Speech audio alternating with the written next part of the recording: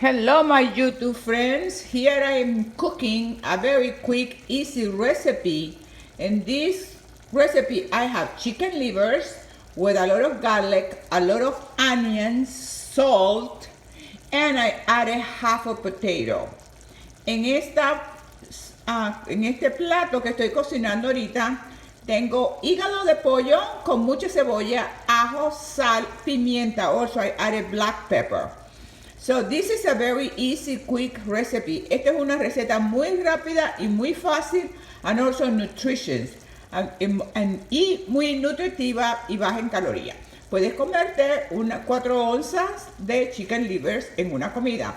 You can eat like 4 ounces of chicken liver in one meal if you like chicken livers. And if you don't like chicken livers, well, it's your loss. Si no te gusta hígado de pollo, bueno, lo siento mucho, pero es una buena proteína de vez en cuando.